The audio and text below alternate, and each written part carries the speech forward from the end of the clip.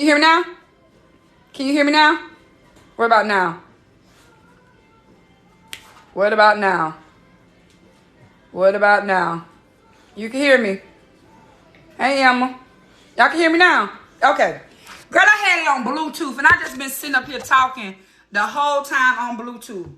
What I was talking about the whole time was being weighted. Hey, Emma. Being weighted down. And I was telling you guys that this is my third marriage. I was in an abusive relationship with my pastor husband.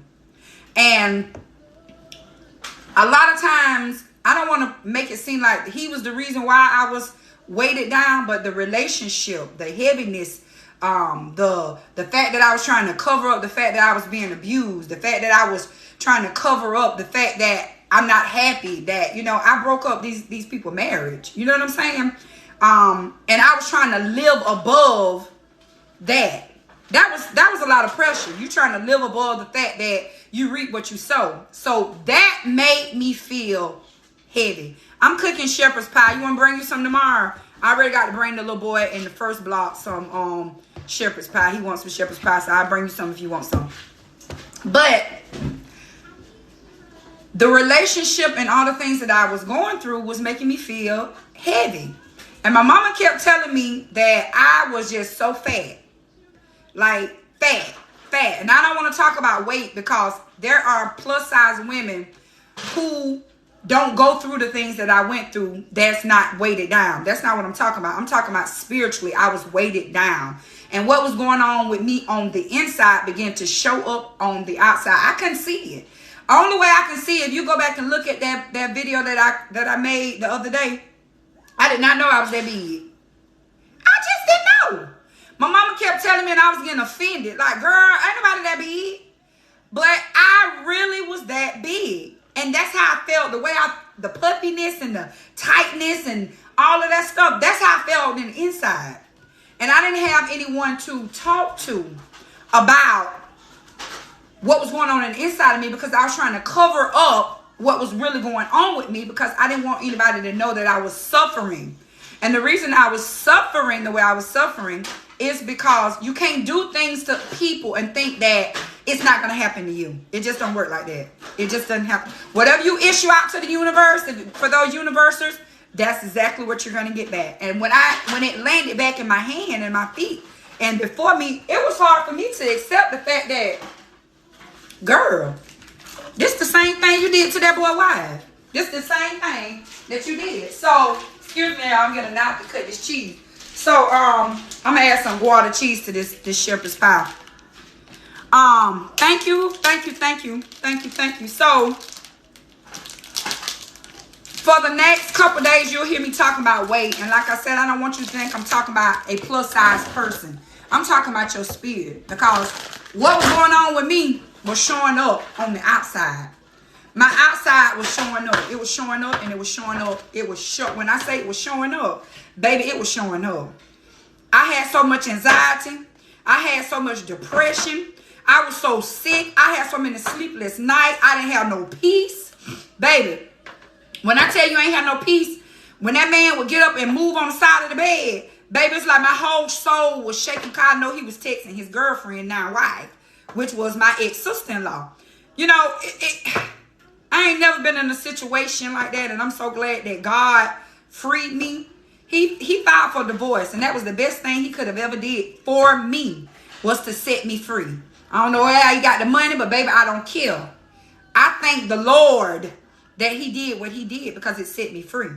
And I was able to deal with me, the insecure me, the unloved me, the hurt me, the broken me. I was able to sit back and deal with me.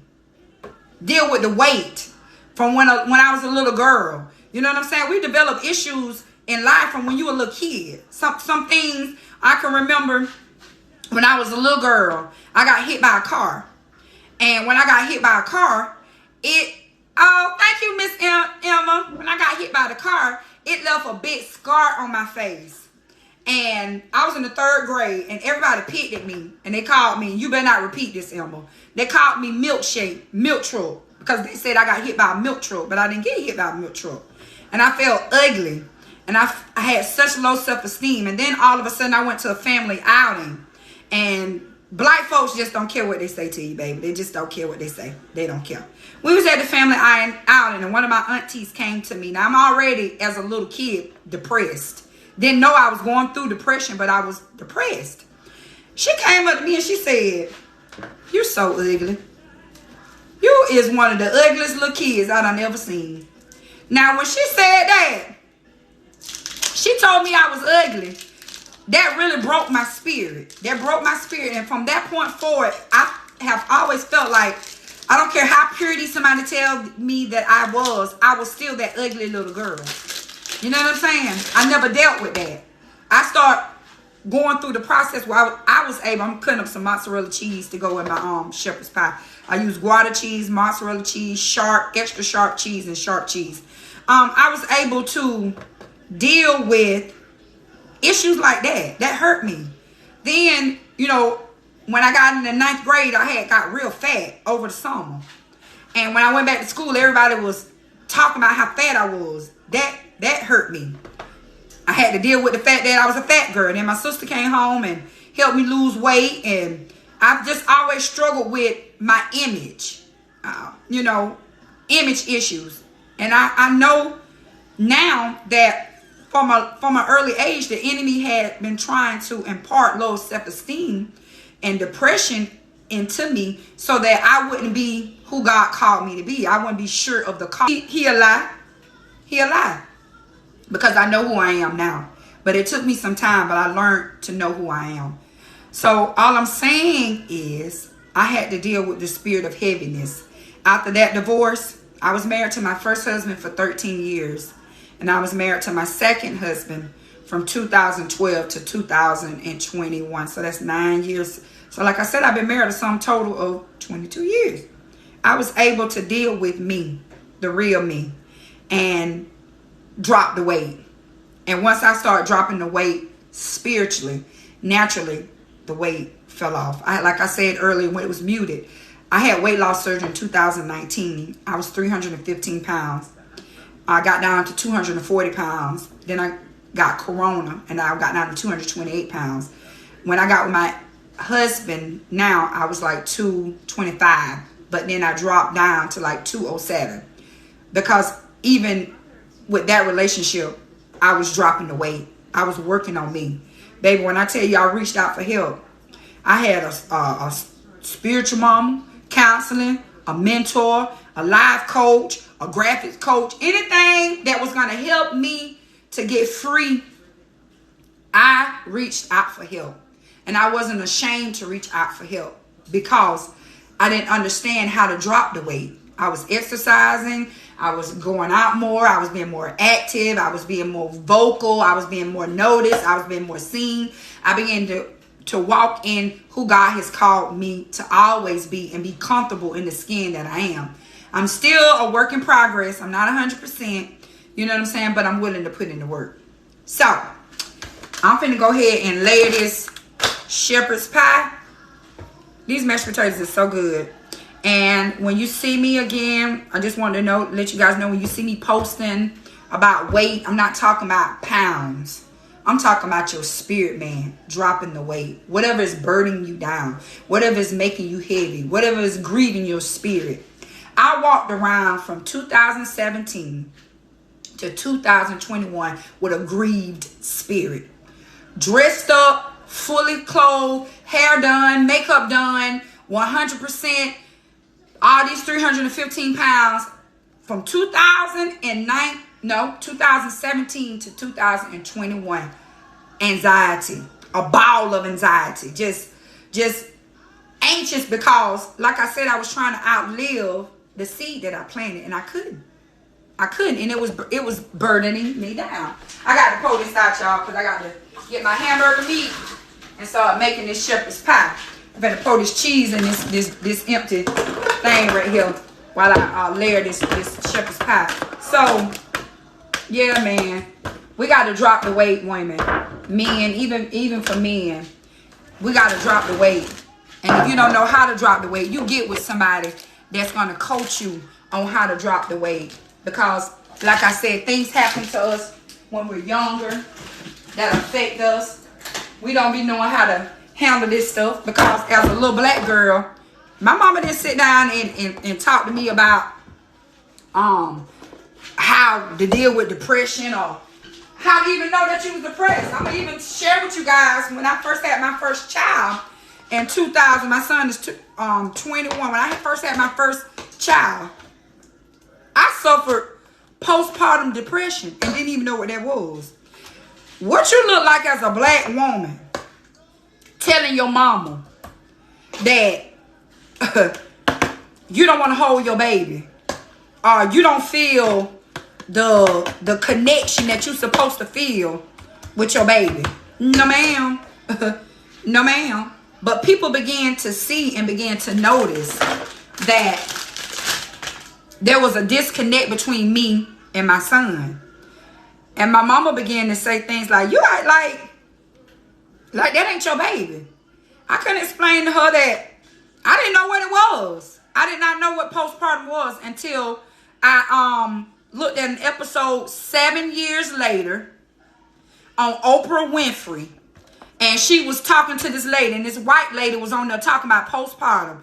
And when I tell you, baby, she had my undivided attention because I said, that's what I was going through. Thank you, Chantel. I said, that's what I was going through. That's the feeling that I had inside. It wasn't that I didn't love my son, because I love my son. It's just that I didn't feel bonded to him. I didn't feel a connection to him. And it made me feel like an unfit, not unfit. It just made me feel horrible because I couldn't explain. I didn't know none other black woman to go to and be like, hey, have you ever felt like after you had a baby, like this baby don't belong to you and you don't want to be bothered with your own baby? You say that you want to. Go ahead and bust out with that one. Let's see how things go for you. Let's see how everybody treats you if you bust out with you don't want to be bothered with your brand new baby that God done gave you. But I struggled with that.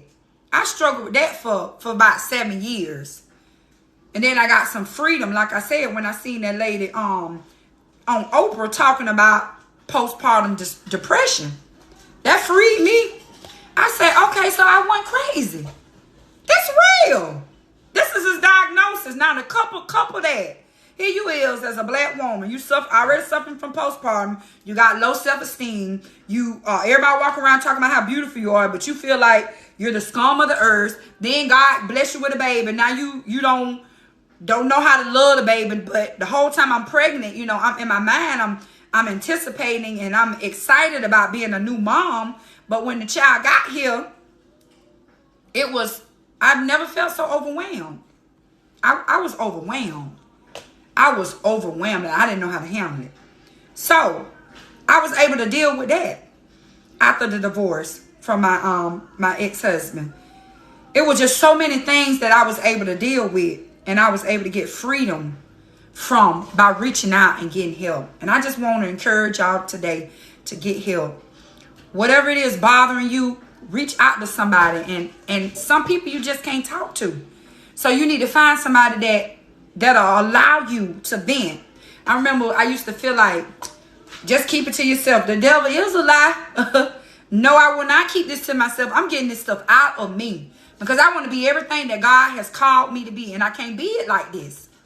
I can't be who God called me to be, walking around feeling and being bogged down like this. It's not going to work. I always add a little Parmesan cheese to my this is the remnants of it. I just use all kind of cheese to my shepherd's pie.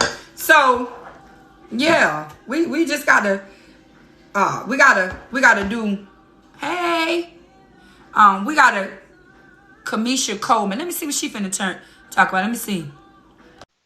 Hey, woman of God, how you doing? Good evening. How are you? I am great. How you doing? I'm here. I want to do a battle, Oh, you want to do a battle? What kind of battle? live match. Okay. How did we do that? Accept the invitation. Just touch the screen and accept. I got it. And ask your viewers to tap the screen and send lions. Okay. They tap the screen and do what? Send gifts. Oh, send gifts. Yeah. But Okay. you don't have to ask them to send it. They will do it with the Okay. goodness of their heart. Some of Okay. them will do it. Okay. And Well, who yeah. has the most points will win. Okay. Let's see who gonna Okay. win. I know you gonna win, girl, because I ain't never did Yeah. this before. And from the signs of it, it sounds like you are a pro at doing this. Yeah, but I don't have a lot of people right now. It's only 3 persons over here. Guys, stop the screen, please. I I love only have the four color of people. the hair. It's amazing. Okay. Mhm. Y'all.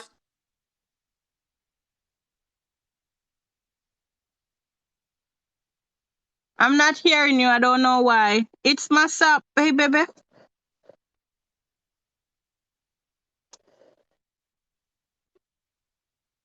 I don't know why I can't hear. Did you get a call? If you get a call, sometime interrupt the live.